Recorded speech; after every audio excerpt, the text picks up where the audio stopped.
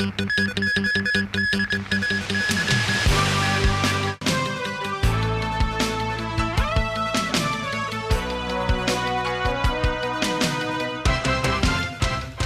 evening, everyone. Pro-establishment lawmaker Starry Lee was elected as chairperson of the House committee today amid more chaotic and violent scenes in LegCo. The LegCo president has asked police to investigate after a security guard was injured. Outraged pan-Democrats call the vote a travesty and insist they'll never recognize Lee as the House committee chair. Pinky Wong has more. Chan Kin-po was at the chairman's seat with more than a dozen guards minding him an hour before the meeting time. He was earlier appointed by LegCo President Andrew Leung. Lawmakers were only allowed in at 10:30 a.m. Pan-Democrats pulled a black cloth, accusing the pro-establishment camp of seizing power under the table. The scuffle unfolded with Ju Hoi-dik trying to get close to the chairman's seat.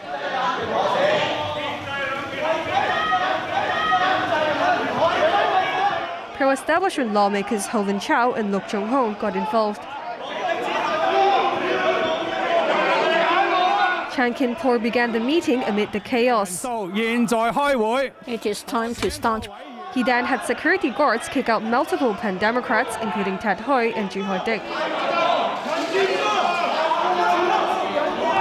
I'm astonished that the extent of force used by security today in order to secure this so-called House Committee Chairman election. Security also tried to carry Andrew Wen out, but Wen said he was hurt with an old injury. Wen did not leave with paramedics, but was later forcefully carried out by security personnel.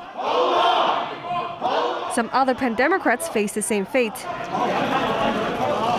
Chan Kin-po then began the voting. Starry Lee was elected the chairperson of the House committee with 40 votes. I will convene and preside over House committee according to the rules of procedures. If people believe that they have different views, then I think I respect their decision, or they have their right to seek for clarification, even through court. Pan-Democrats say they don't recognize Lee as the legitimate House chairperson. That was a perfectly illegal meeting and a perfectly illegal election. Chan Kin-po is a mere little puppet dancing to the tune of the Carrie Lam government, which in turn listens to the Beijing big boss at whatever the cost. They will twist, they will tear down, they will burn down whatever is in their way. The price of freedom is constant vigilance. They can take away the rules of procedure today, but the Hong Kong people will never forget what happened today, and I'm sure they will not allow these people to return to the Legislative Council. Pan-Democrats also raised concerns over how LegCo secretariats and security guards have lost their impartiality, with some apparently siding with pro-establishment camp by barring their assistants from entering the balcony of the conference room during the meeting. Pinky Wong, TVB News. Several leading pro-democracy figures in Hong Kong who were among the 15 arrested last month in connection to last year's protests appeared in court this afternoon to face their charges. In a case that has drawn sharp international criticism, the court adjourned their cases until mid-June and extended bail for all defendants. Haley Joe reports.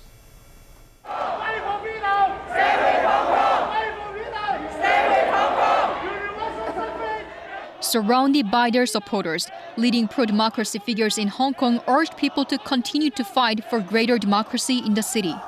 This as they appeared at the West Kowloon Magistrates Court to face charges. They are accused of organizing and taking part in unauthorized assemblies between August and October last year, the time the city was rattled by fierce anti-extradition bill protests. 7 of them face heavier charges of inciting people to take part in an unauthorized assembly, which, if convicted, could put them in jail for up to 5 years. Fei Guo-chen of the Civil Human Rights Front, which organized rallies that drew millions of participants, is one of them. Among the crowd of supporters were the three leaders and co-founders of the 2014 Occupy movement, Benny Tai, Chen Kim-man, and Chu Yu-ming. All three were convicted of public nuisance charges last year at the same court. Today, the court adjourned the cases until June 15th and extended bail for all defendants. The cases are expected to be transferred to the district court. The prosecution of the city's prominent democracy fighters drew global attention as well as condemnation from human rights groups. The United Nations Human Rights Office urged Hong Kong authorities to drop the charges against them. Haley Zhou, TVB News. Hong Kong did not record any new COVID-19 cases today, so the infection count in the city remains at 1,055. This morning, the first batch of Hong Kong residents stranded in India due to the pandemic returned home. The chartered flight, which came from New Delhi, was arranged by the Hong Kong government. The plane carried a total of 249 passengers, including 7 young children under the age of 2. Passengers will pay their airfares, which are around $3,800 each. After they arrived, they were sent to Asia World Expo to provide saliva samples and then shipped to Chun Yung Estate in Fo-Tan for 2 weeks of quarantine. Brazil's besieged President Jair Bolsonaro greeted hundreds of supporters at the presidential offices on Sunday. The far-right leader defied social distancing guidelines to promote his Open the Economy drive, even as the country struggles with one of the world's worst coronavirus outbreaks. Amid a storm of controversy, Brazil's President tore a page from the Trump playbook and headed for his base. Jair Bolsonaro strapped on a face mask and appeared in front of the presidential offices to greet the few hundred people who showed up to support his policies. Bolsonaro insisted that power comes from the people, as he promised the country will overcome the crisis created by the pandemic. The demonstrations in defiance of quarantines have become a bi-weekly affair, as Bolsonaro faces increasing pressure to improve his handling of the pandemic. In less than a month, 2 of his ministers resigned and 1 was fired after they resisted the president's fight against quarantines. Brazil now has the world's 4th largest outbreak, and figures show more than 16,000 Brazilians have died from COVID-19. But experts say the real number is probably much higher because of insufficient testing. In the nation's largest city of Sao Paulo, Bolsonaro supporters took to the streets to demonstrate against their state's distancing orders. The state's governor has said he will not comply with Bolsonaro's latest decree to reopen gyms and beauty salons. A poll this week showed 2/3 of Brazilians agree with the need for social distancing to contain the outbreak. In one Sao Paulo neighborhood, a local gym instructor has a cure for quarantine cabin fever. Ivan Nascimento is urging his neighbors to join him for grooves on the roofs. In a sea of bad news, the outdoor workout sessions have become a weekly highlight as residents emerge from their homes to get some exercise and soak up the sun. 62-year-old Elizabeth Santana says after being locked up for so long, everyone looks forward to the workouts. We're in such a good mood when we finish, she says. Santana's neighborhood has Sao Paulo's highest COVID-19 death toll. New York's Governor Andrew Cuomo played the part of a model patient on Sunday as he was tested for coronavirus on live TV. It was as part of an effort to urge New Yorkers with flu-like symptoms to be tested for the disease. That's it? Yeah. That's it? That's it. Nothing else? That's it. Told you. We want to test as many as we can possibly test. If you think you have symptoms, get a test. Get a test. It's up to you. If I am not here tomorrow, it means I tested positive. Otherwise, I'll see you here tomorrow. New York State is expanding testing eligibility to about 40,000 people per day. Some regions have begun moving into the first phase of reopening. That includes construction, agriculture, manufacturing, and limited retail services. New York residents who flouted social distancing restrictions over the weekend got the mayor's wrath yesterday. Bill de Blasio said officials may shut down establishments that break social distancing rules. U.S. President Donald Trump has lashed out at his predecessor, Barack Obama, calling him grossly incompetent. Comments come after Obama criticized the Trump administration for how it's handled the coronavirus crisis. Obama told college graduates during a recorded message the pandemic shows many officials aren't even pretending to be in charge. Obama's comment at the graduation ceremony? I didn't hear it. Look, he was an incompetent president. That's all I can say. Grossly incompetent. Thank you.